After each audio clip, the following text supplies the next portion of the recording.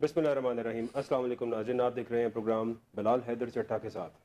हम इस पर बात करें और आज 25 दिसंबर है और 25 दिसंबर 1876 को एक ऐसा शख्स इस दुनिया में आया जिसने पाकिस्तान जैसे एक अलहदा मुल्क के तसव्वुर को पाया तकमील तक पहुँचाया। जी हाँ, कायदे आज़म मोहम्मद अली जिन्ना, बानी पाकिस्तान।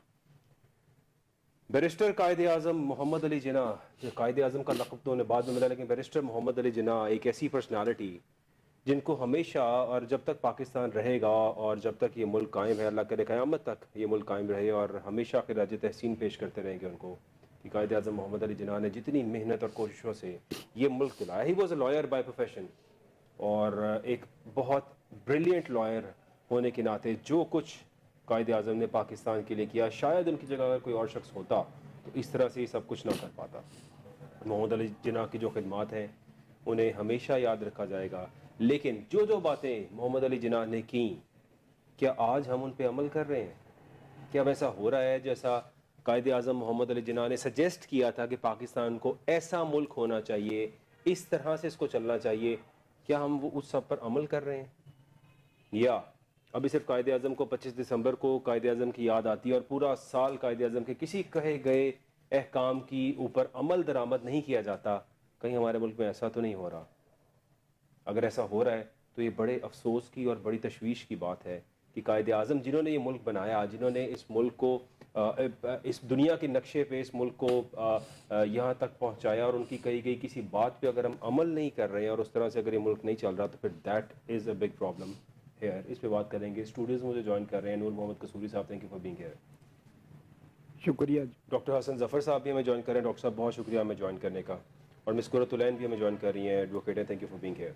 अपनी बात का आगाज़ करता हूँ नूर मोहम्मद कसूरी साहब से। कसूरी साहब, कायदे आज़म मोहम्मद अली जिन्ना 25 दिसंबर है आज। बहुत से और लोगों की भी बर्थडेज हैं, लेकिन बात हम करेंगे सिर्फ कायदे आज़म मोहम्मद अली जिन्ना की, because he deserves to be talk today और आज उनके बारे में बात होनी चाहिए, उन्हें खिराज तहसीन पेश करना चाहिए। He was a brilliant lawyer, he was a brilliant human being. उन्होंने जो किया इट वॉज वंडरफुल, लेकिन क्या उनकी कही गई बातों पे हम अमल कर रहे हैं? क्या मुल्क उसके मुताबिक चल रहा है? नूर कसूरी साहब। बिस्मिल्लाहिर्रहमानिर्रहीम। जहाँ तक कायदे आज़म मोहम्मद अली जिन्ना की ज़ात का ताल्लुक़ है, मैं ये समझता हूँ कि उन्होंने पाकिस्तान के क़याम के लिए जो जद्दोजहद की, वो तो कहा जा सकता है कि तारीख़ी तौर पर देखें, समाजी तौर पर देखें, सियासी तौर पर वो एक बहुत बड़ी स्ट्रगल की कामयाबी थी। और मुसलमानों ने जो साल हर साल से एक अलहदा खित्ता जो बनाने की उनकी ख्वाहिश थी, उस पर वो कहा जा सकता है कि अमल दरामद जो हुआ या पाए तकमील तक पहुंचा, वो कायदे आज़म मोहम्मद अली जिन्ना के ज़रिए पहुंचा। और वो सारा कुछ देखें तो वो एक सियासी जद्दोजहद के ज़रिए, और उन्होंने कोई मिलिटेंट स्ट्रगल नहीं की, ना ही उन्होंने मजहब की बुनियाद पे स्ट्रगल की। उन्होंने तो बल्कि एक कहा जा सकता है कि एक सेकुलर डेमोक्रेटिक और अवाम की जो ताकत है, जो कि जमहूरियत के ज़रिए ही कहा जा सकता है कि जमहूरी जद्दोजहद के ज़रिए ही अपनी सारे कुछ जो अपनी जद्दोजहद उसका शुरू किया और उसी जद्दोजहद के ज़रिए ही वो इख्तिताम पर पहुँचे। और उनका जो ख्वाहिश थी, उनकी जो कहा जा सकता है कायदे आज़म मोहम्मद कि वो पाकिस्तान को कैसा देखना चाहते थे, तो मैं ये समझता हूँ कि उनकी जो स्पीच थी 11 सितंबर की, जिसमें कहा कि ये जो हमने पाकिस्तान बनाया है ये सिर्फ मुसलमानों के लिए नहीं है, ये तमाम मज़ाहिब के मानने वालों के का मुल्क है, और इसमें बिला तफरीक किसी के साथ भी कोई ज़ात, मज़हब या ग्रोह या किसी कहा जा सकता है कि किसी भी वजह से अदम मुसावात का जो है वो एक कहीं शायबा भी नजर आएगा। ठीक है। वो इस किस्म के पाकिस्तान की उन्होंने बुनियाद रखी, जिसको कहा जा सकता है आज के ज़ुबान में कि डेमोक्रेटिक सोशलिस्ट सेकुलर पाकिस्तान की बात उन्होंने की।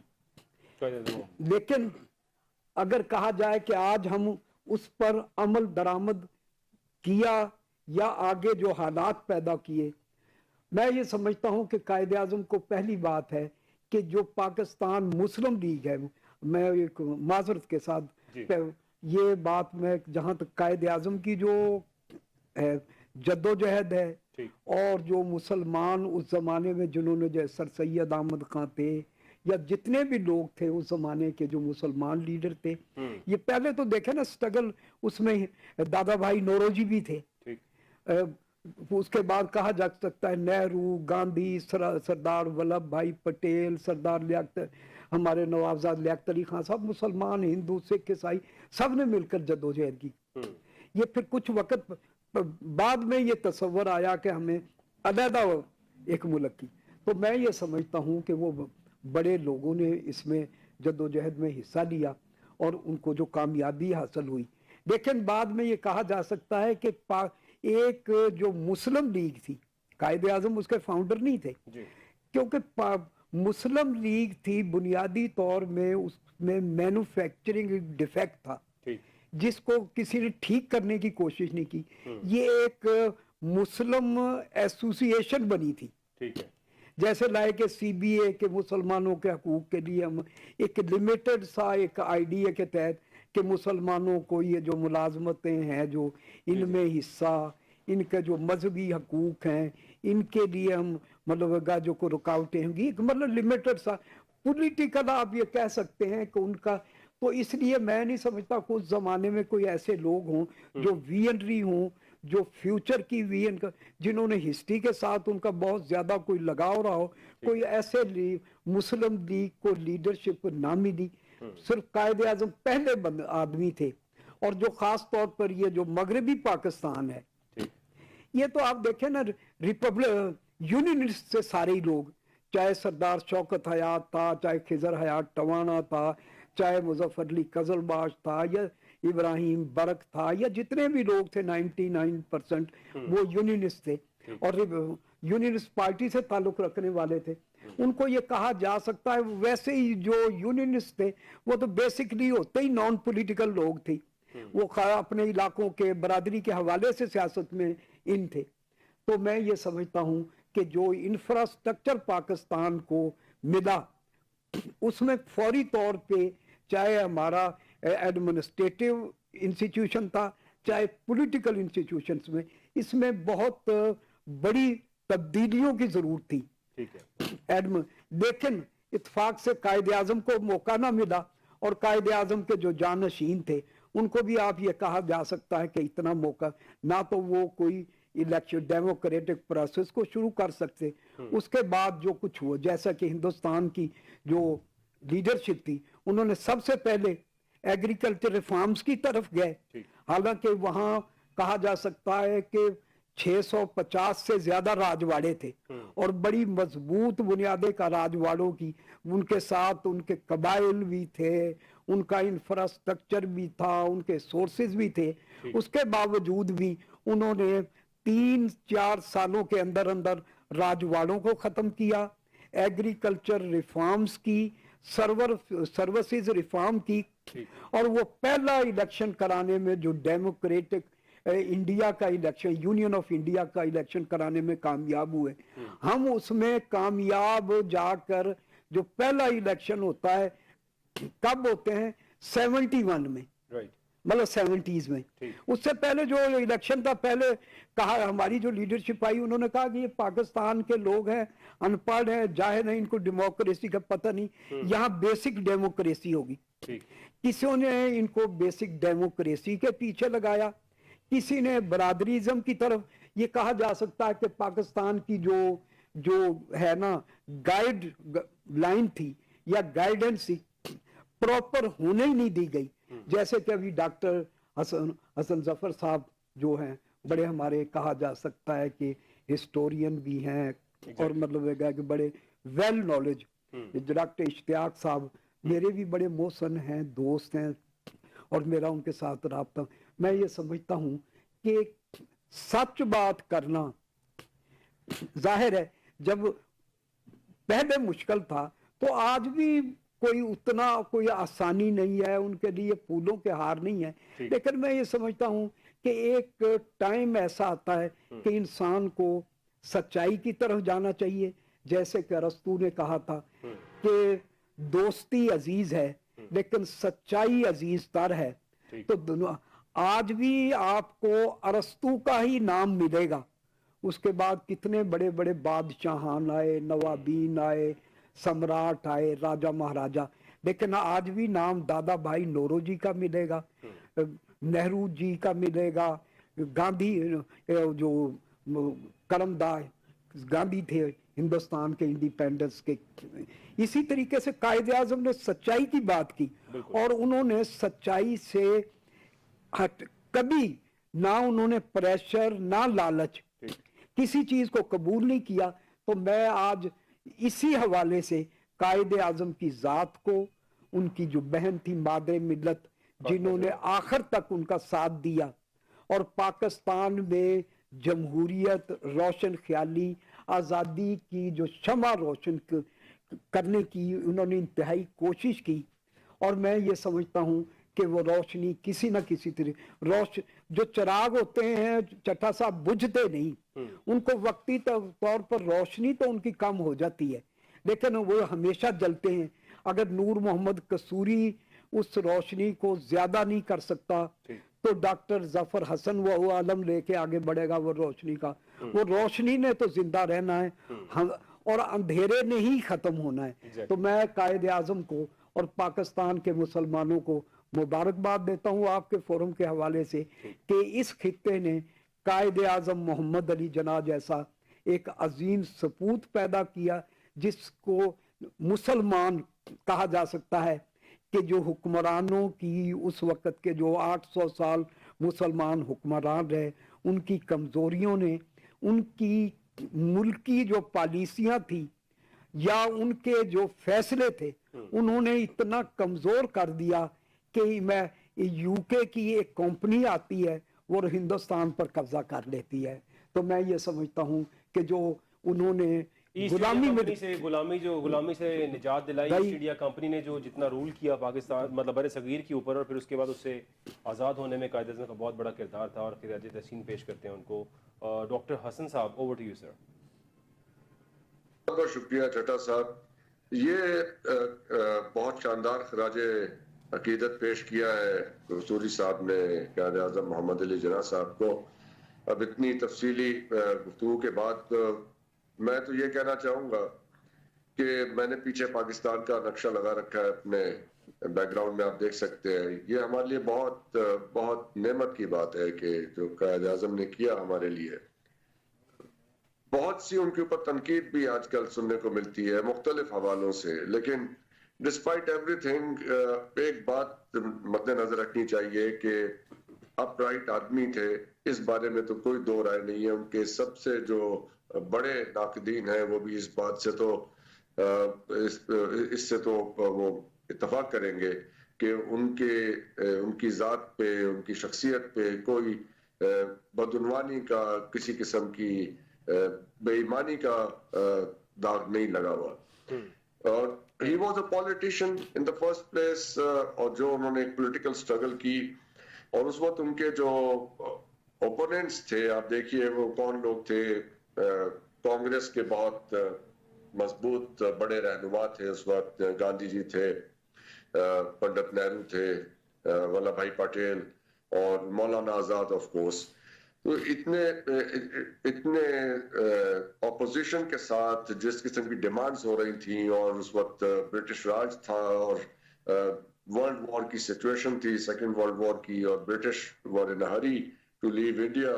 तो उस सिचुएशन के अंदर जब सब कुछ एक जल्दबाजी में हो रहा था, तो उस वक्त उन्होंने जो डिमांड रखी और उसको जिस तरह से मटेरियलाइज किया, बहुत ही कमेंडेबल चीज है।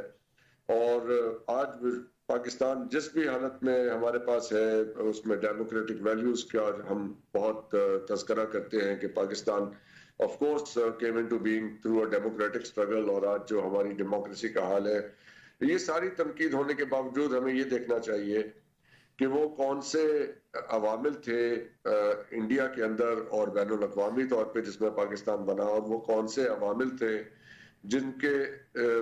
جن کے انڈر پاکستان آگے بڑھا اور آج تک یہاں پہنچا, اور آج بھی وہ عوامل بہت سی صورتوں میں ہمارے ارد گرد موجود ہیں. کشمیر کا مسئلہ وہاں پہ ہے, برٹش لیفٹ انریزالوڈ, اور اس کے ساتھ پھر جو مڈل ایسٹ میں سچویشن ہے, ہماری جیو پولیٹیکل سچویشن ہمیشہ بہت ہی پرابلمٹک رہی ہے, اور امریکن پالیسیز, امریکن ہیجمنی جو ہے ہمارے اوپر وہ بہت حاوی رہی ہے because of what ever happened. اور یہ چیزیں وہ تھیں, میں یہ عرض کرنا چاہوں گا کہ جن کا قائد اعظم کو شاید اس وقت ان حالات میں بھی اندازہ تھا جب تک وہ حیات تھے.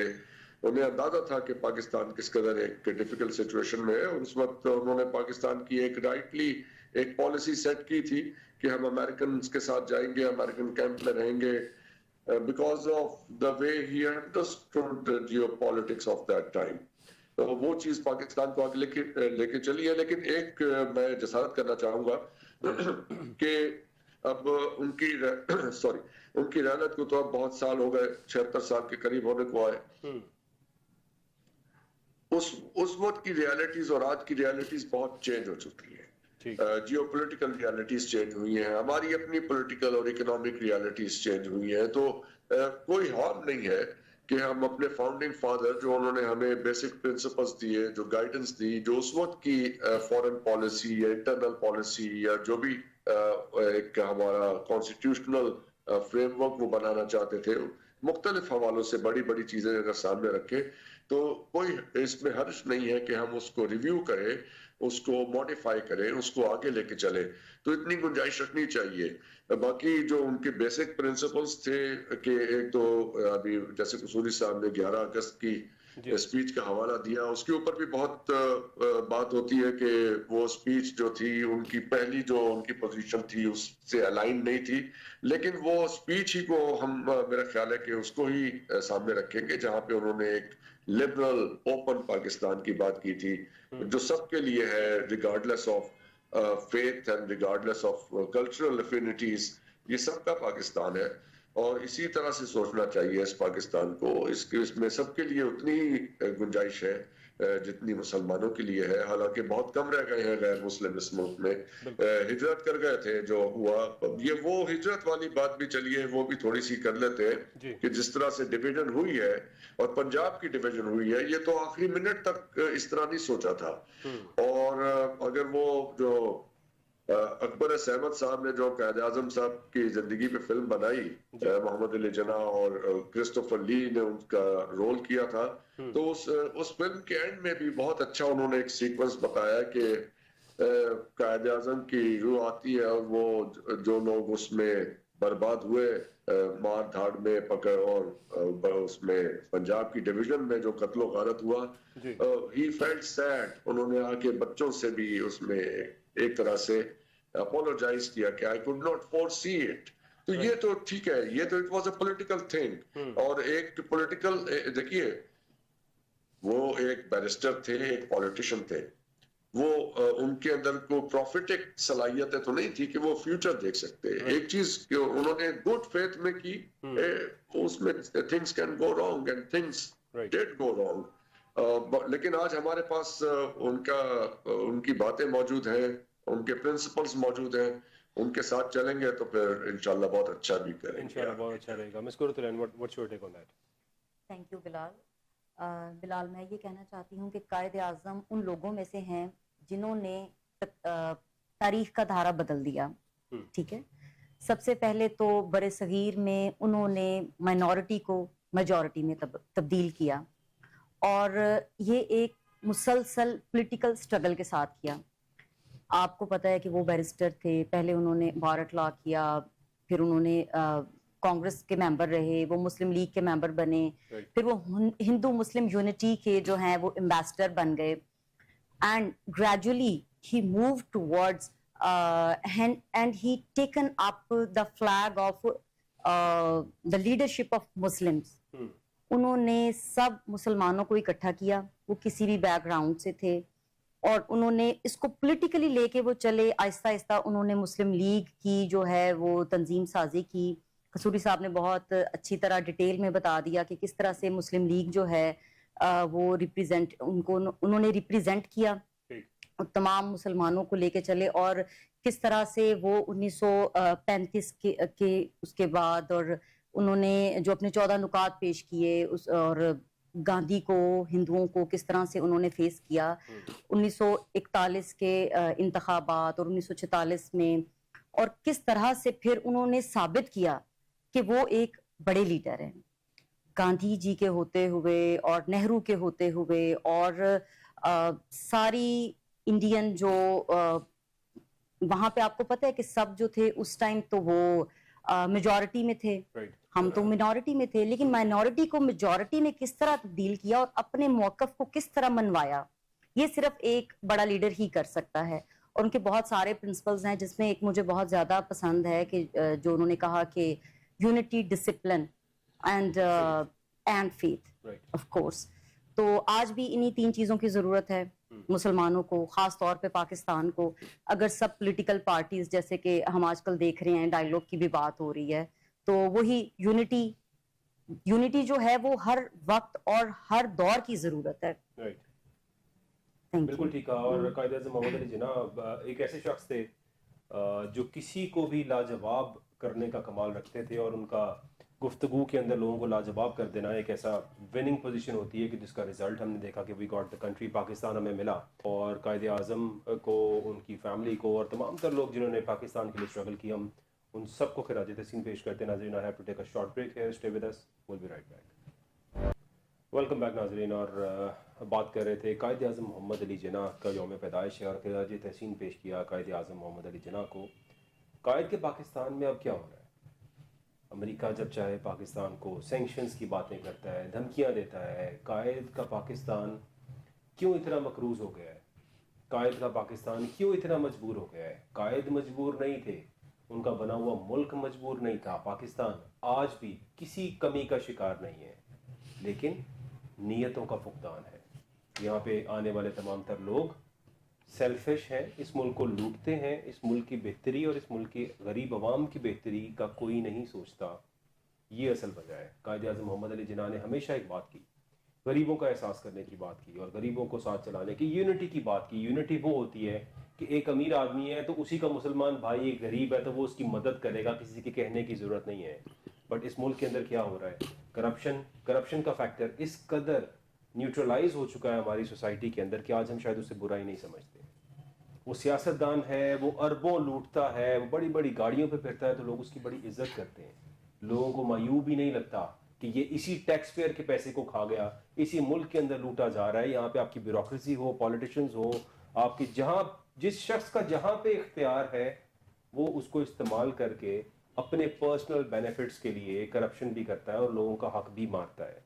जब तक ये इस मुल्क में होता रहेगा तो इस मुल्क के हालात ऐसे ही रहेंगे, बेहतर नहीं हो सकते हैं। नूर मोहम्मद कसूरी साहब, कायद के पाकिस्तान को आखिर आज हो क्या गया है? मैं थोड़ी सी बात इस पर भी करना चाहता हूँ कि कायद ने क्या मुल्क जो बनाया था उस मुल्क में तो मुझे आज भी कमी कोई नज़र नहीं आती। 5 तरह के मौसम इस मुल्क में एक साल में मिलते हैं, 52 तरह के फल अल्लाह ने दिए हैं। ज़राई मुल्क है और ज़राअत का बेड़ा गर्क कर दिया गया इंटेंशनली। आज अपने हमसाया मुल्क भारत को देखें, वहाँ पे DAP की, यूरिया की, खाद की तमाम तर कॉस्ट सुन के बंदा हैरान और परेशान हो जाता है। उनको फ्री बिजली मिलती है, उनसे बिल नहीं लिया जाता। यहाँ पे बिजली के इतने लंबे बिल्स आते हैं कि बेचारा किसान मजबूर हो गया कि क्या करे और क्या उगाए।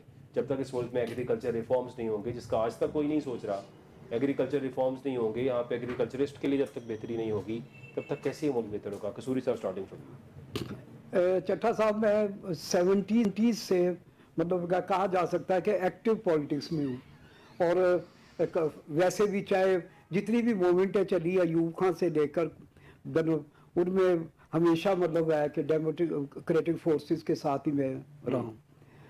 मैं ये समझता हूँ, जहाँ तक मेरा अपना तज्जिया है, कि जो हमें एडमिनिस्ट्रेटिव रिफॉर्म करनी चाहिए थी ना, एक तो हमने बुनियादी तौर पे कि हमने जितना भी हमारा जो सिस्टम है उसमें हमने पावर दी हुई है ब्यूरोक्रेसी को। रूल ऑफ बिजनेस में आज भी जो प्रिंसिपल अकाउंटिंग ऑफिसर है वो सेक्रेटरी है, मिनिस्टर है या प्राइम मिनिस्टर, मतलब जो है ना प्रिंसिपल अकाउंटिंग ऑफिसर नहीं है।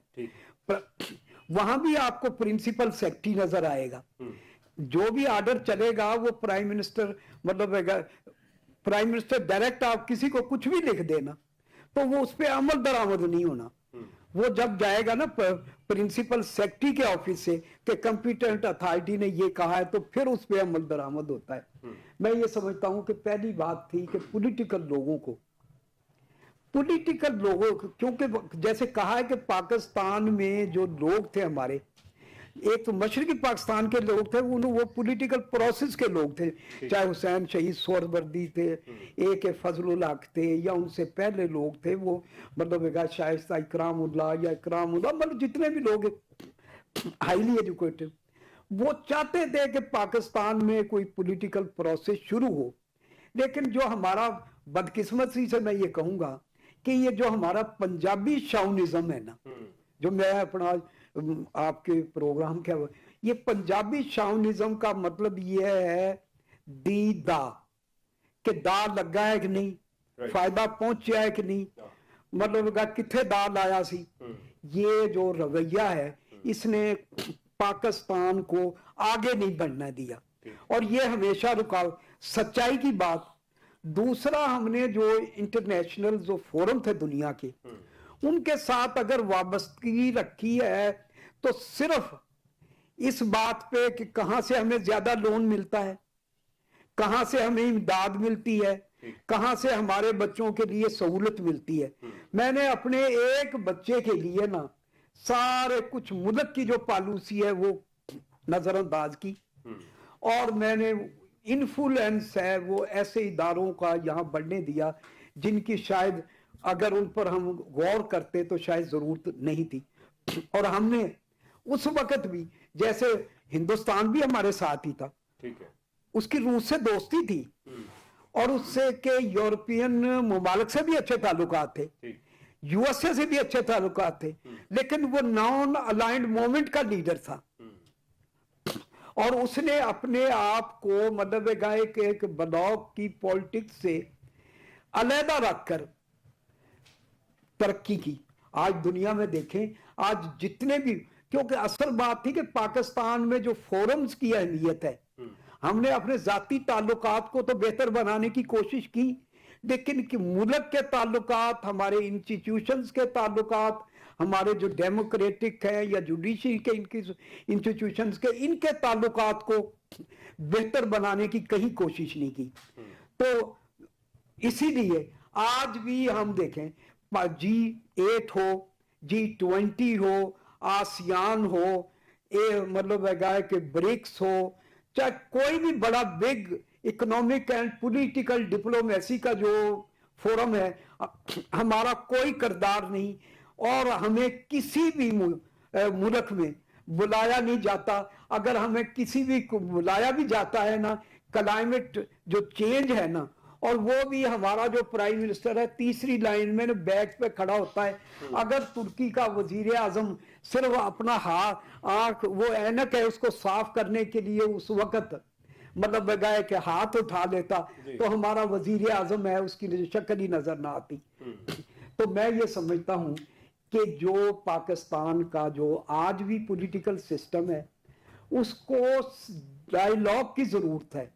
हमें फोरमों पे जाना पड़ेगा, चाहे मुल्की जो हमारी, देखिए पाकिस्तान के जो लोग हैं ना, जितने मुहिब्बे वतन, चट्टा साहब पाकिस्तान से मुहिब्बे वतन करते, पाकिस्तान पीपल्स पार्टी के लोग हों, चाहे तहरीक इंसाफ के लोग हों, चाहे किसी भी जमात इस्लामी के हों, चाहे किसी भी पॉलिटिकल पार्टी के, सबका पाकिस्तान है और सबको पाकिस्तान से मोहब्बत है।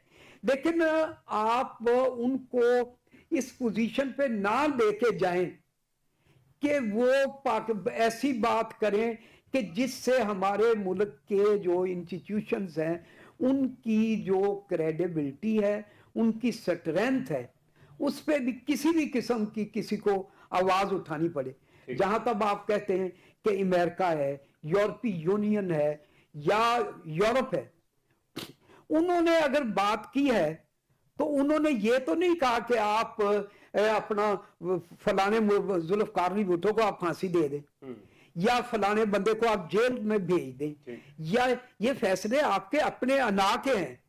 जुल्फकार अली भुट्टो जब शहीद हुए हैं, जिसको आज हम जुडिशियल मर्डर कहते हैं, जुडिशियल लेकिन 4 साल पहले तक अमेरिकनों कोई ने ऐसा- उस वक्त भी कहा था, और उस वक्त भी लीबिया ने कहा था।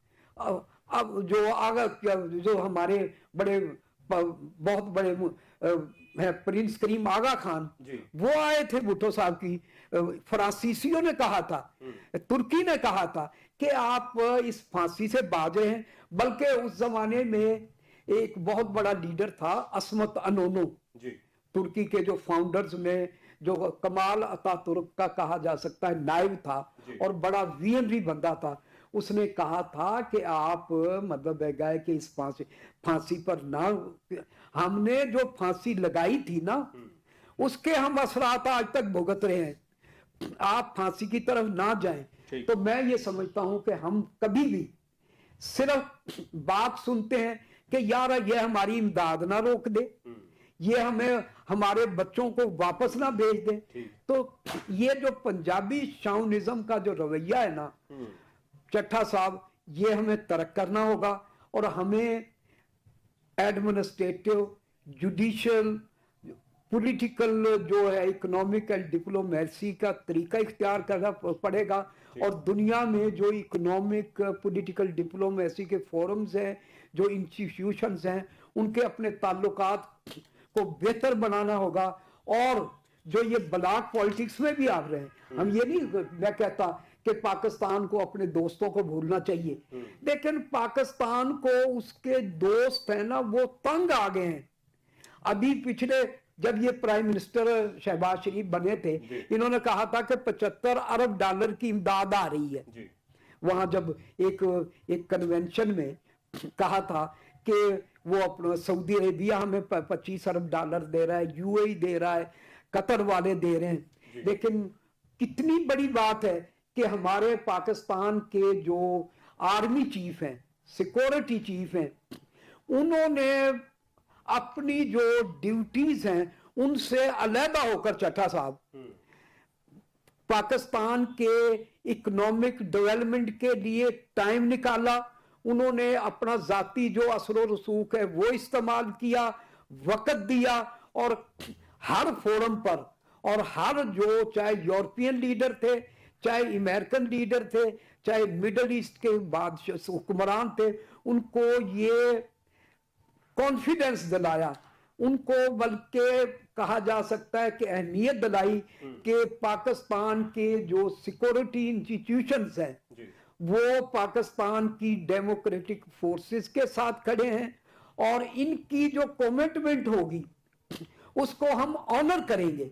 लेकिन उसके बावजूद क्योंकि आगे जो टीम थी जिसने आगे थीम एंड स्पिरिट को लेना था, आपने पाकिस्तान में इन्वायरमेंट तैयार करना था सरमायाकारी के लिए, उन प्रोजेक्ट देने थे कि किन प्रोजेक्टों में हमें सरमायाकारी, एजुकेशन में, एग्रीकल्चर में, रिफाइनिंग में, एनर्जी में, किन किन प्रोजेक्टों के उन्होंने तैयारी करनी थी।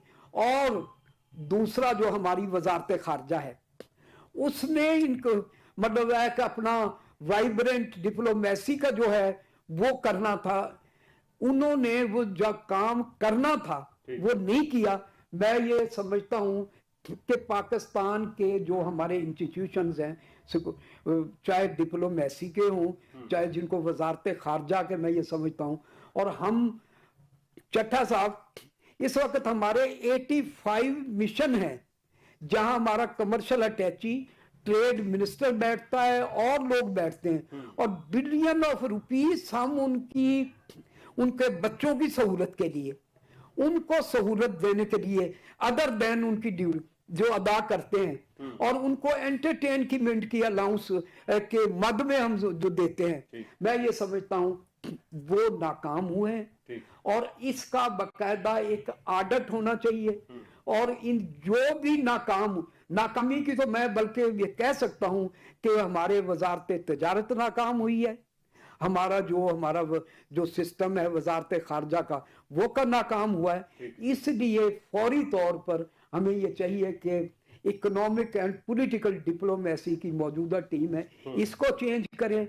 और वियरली लोग, ये नहीं कि पाकिस्तान में लोग बैठे नहीं है, मैं ये समझता हूं कि हमारी यूनिवर्सिटियां हैं, हमारे یعنی بہت بہت بریلینٹ لوگ ابھی تک اسٹل پاکستان میں آپشنز اویلیبل ہیں بٹ ان کو آگے نہیں آنے دیا جاتا. مطلب ڈاکٹر حسن ظفر صاحب بھی ہمارے ساتھ موجود ہیں, ڈاکٹر اشتیاق صاحب ہیں, بڑے زبردست یہاں پہ لوگ ابھی موجود. ڈاکٹر صاحب یہ پاکستان قائد اعظم محمد علی جناح نے بنایا, آج امریکہ کہتا ہے پاکستان پہ سینکشنز لگیں گی, پاکستان کا میزائل پروگرام ایسے لگتا ہے نشانے پہ ہے, کیا سمجھتے ہیں آپ سر آخر یہ کیوں ہو رہا ہے سر؟ یہ جو ابھی ریسنٹلی امریکہ نے کیا ہے اس کے اوپر سوال کر رہے ہیں. جی ڈاکٹر صاحب, دیکھیے آج بلکہ رچرڈ گرنیل نے یہ بھی بات کر دی ہے, اس نے کہہ دیا کہ جو ٹرمپ کے نامزد وزیر خارجہ ہیں انہوں نے پاکستان کے میزائل پروگرام پر بات کرنے کی تیاری کی ہوئی ہے, یہ رچرڈ گرنیل نے کہہ دیا ہے. یہ بالکل ٹھیک ہے. اب یہ دیکھیے کہ اس کے ساتھ ایک اور چیز بھی ہوئی ہے, یہ جو امریکنز کے بیانات آ رہے ہیں اس سے پہلے یورپین یونین کا بیان آیا ہے, اور انہوں نے جو پاکستان کا سٹیٹس ہے, یہ اسپیشل سٹیٹس انہوں نے جو دے رکھا ہے جس پہ پاکستان کو رعایت ملتی ہے, 0% ان کا ڈیوٹی لگتی ہے یورپین مارکیٹ میں گڈز بیچنے پہ, اس کی بھی وارننگ ایک دی ہے کیونکہ پاکستان سگنیٹری ہے یہ ICCPR جو ہے international covenant on civil and political rights کا. تو اس وقت جو ملٹری کورٹس نے سزائیں دی ہیں اس کے اوپر تنقید کرتے ہوئے, اور یہ GSP+ سٹیٹس جو ہے اس کے حوالے سے ایک وارننگ بھی جاری کی ہے. اس کے بعد یہ امریکیوں کے بیانات آ رہے ہیں. آج ہی میں نے اپنا ایک آرٹیکل بھیجا ہے فرائیڈے ٹائمز میں, اگلے 1-2 روز میں شائع ہو جائے گا. اس میں اس چیز کو ہی ٹیک اپ کیا ہے کہ رچرڈ گرنل صاحب کی جو یہ ٹویٹس ہیں پاکستان کے حوالے سے, اسپیشلی وہ فری عمران خان والی ٹویٹس ہیں, اس کے بعد یہ اور میتھیو ملر صاحب نے پھر یہ میزائل پروگرام کے اوپر کیا. Why is USA so concerned about Pakistan all of a sudden? یہ ہے سوال دیکھنے کا. تو اس میں یہ ہے کہ اس کو ہم ڈی لنک نہیں کر سکتے کہ جو مڈل ایسٹ میں سچویشن ہے اس کے ساتھ اس کے لیے کوئی تیاری ہو رہی ہے. میرا تجزیہ اس میں یہ ہے کہ اس کی کوئی تیاری ہو رہی ہے, اور یہ ہم جانتے ہیں, اور یہ زبان زد عام رہی ہے یہ بات کہ جو آنے والی ٹرمپ صاحب کی ایڈمنسٹریشن ہے وہ بہت پرو اسرائیل ہے, اور اس کے اندر اس کے لیے ممکنہ طور پہ پاکستان پہ دباؤ ڈالا جا رہا ہے کہ وہ اپنا میزائل پروگرام جس کی رینج پاکستان نے انکریز کی ہے, شاہین 3 کی اور ابابیل, اس کو ترک کرے, کیونکہ امریکہ تو اس کی زد میں نہیں آتا 7000 کلومیٹرز, لیکن اصل اسرائیل کا ایشو ہے نا, اسرائیل ٹارگٹ پہ نہ آ جائے, اصل اسرائیل کا ایشو لگ رہا ہے, اور اسی کے لیے کوئی تیاری ہو رہی ہے. پاکستان کو پہ دباؤ ڈالا جا رہا ہے, عمران خان صاحب کا نام یوز کیا جا رہا ہے, اور اس نام یوز کرنے سے ظاہر ہے کہ پاکستانی عوام میں جو خان صاحب کے حمایتی ہیں, ان کے ووٹرز ہیں. لیکن ڈاکٹر صاحب تھوڑا سا یہ بھی تو ہے کہ ٹرمپ نے اپنی الیکشن کیمپین کے دوران پاکستانیوں سے مخاطب کرتے ہوئے بار بار عمران خان کا ذکر بھی کیا, اور بہت سے تمام تر پوائنٹس جو غزہ کا ذکر کیا, ہر طرح سے جو کچھ وہ یوٹیلائز کر سکتا تھا ووٹرز کو اپیل کرنے کے لیے وہ اس نے کیا. تو شاید اس کے اب آفٹر ایفیکٹس کو ان لوگوں کو کچھ کرنا پڑا, آپ کیا سمجھتے ہیں سر؟ نہیں, آفٹر ایفیکٹس تو ابھی آئیں گے, ابھی تو اس کا پریمبل چل رہا ہے. پریمبل ایسے دیکھیے نا کہ جو انہوں نے وہ پاکستانیز جو تھے مشیگن کے جنہوں نے ان کو سپورٹ کیا, میں یہ نہیں لفظ استعمال کروں گا کہ جتوانے میں کردار ادا کیا, وہ یہ اوور اسٹیٹمنٹ ہوگی, لیکن جو بھی ان کے حمایتی وہاں موجود ہیں ان کو انہوں نے کیا. لیکن میرا خیال ہے کہ جیسے یہاں پہ یہ سوچا جا رہا ہے کہ وہاں پہ PTI کی یا کسی کو کی لابی جو ہے وہ مینوور کریے, اتنی انفلوئنشل نہیں ہے پاکستانی کمیونٹی وہاں پہ کہ آئے دن جو ہے اسٹیٹ ڈپارٹمنٹ بیان دے رہا ہو, پھر یورپین یونین بیان دے رہی ہو, اور آنے والی ایڈمنسٹریشن کا سب سے one of the most important members of that administration وہ بیان دے رہا ہو. ایسی باتیں نہیں ہیں, it is something else. اس لیے نظر ایسے آ رہا ہے, لیکن اس کے اندر یہ جو ایک پرو PTI اس کے اندر ان کو فیور مل رہی ہے, تو وہ اس کا ایک بائی پروڈکٹ ہے. Real story is something else. Real story is in the Middle East. اس میں پاکستان کو اپیز کیا جا رہا ہے, تیار کیا جا رہا ہے, اور ان سے کچھ رعایات حاصل کرنے کی کوشش کی. میں رعایت کا لفظ ذرا اپنے لیے تھوڑی مطلب تھوڑی کل کی شہباز شریف صاحب کی جو کل کی اسٹیٹمنٹ تھی ڈاکٹر صاحب, کل کی اسٹیٹمنٹ شہباز شریف صاحب کی یہ تھی کہ امریکی پابندیوں کا کوئی جواز نہیں ہے اور جوہری پروگرام پر سمجھوتا نہیں ہوگا. اب امریکہ نے جو بات کی ہے, اب اس میں نیوکلیئر ویپنز پر سمجھوتے کا ذکر شہباز شریف صاحب نے کیوں کیا, کیا سمجھتے ہیں آپ سر؟ کیا کہیں اس کے اوپر، ان کے بیان کی کیا حیثیت ہے؟ اگر یہ بیان نہیں دیں گے، یہ دیں گے، اگر آپ نے ابھی اگلے مہینے 2 مہینے بعد پھر پیسے مانگنے کے لیے جانا ہے، سعودی عرب سے جائیں گے، سعودی عرب تو ان کی اجازت کے بغیر سانس بھی نہیں لیتے، پیسے کہاں دیں گے آپ کو؟ پھر آپ یورپین یونین اگر یہ جی ایس پی پلس کے اوپر انہوں نے پابندی لگا دی تو نئی مصیبت کھڑی ہو جائے گی. آپ جائیں گے کہاں؟ اور ایسا بیان دینے سے پہلے 200 دفعہ سوچنا چاہیے. چلے آپ نے بیان دے دیا تو جسٹ ٹو لک گڈ، آپ بہت اچھے لگے بیان دے کے، پھر وہ ایبسولوٹلی ناٹ بھی کہہ دیجیے گا.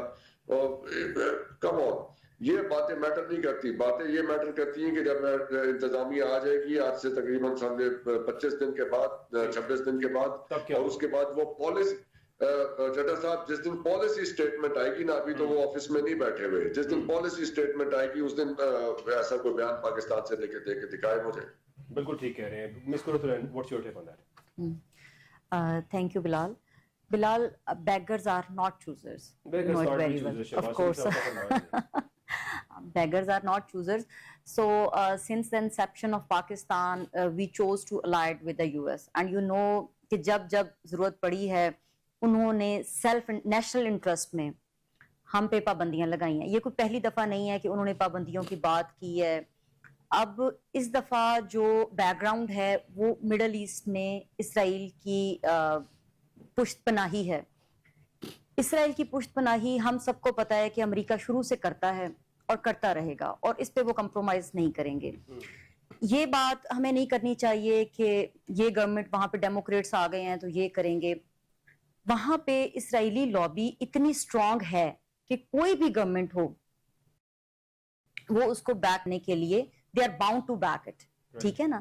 This is the age of economy in fact, and we know کہ جس طرح سے جیوز ہیں، جوش لابی ہے، اور انہوں نے ورلڈ اکانومی کو انہوں نے اوور پاور کیا ہوا ہے، سب کمپنیز ان کی ہیں ہر طرح سے.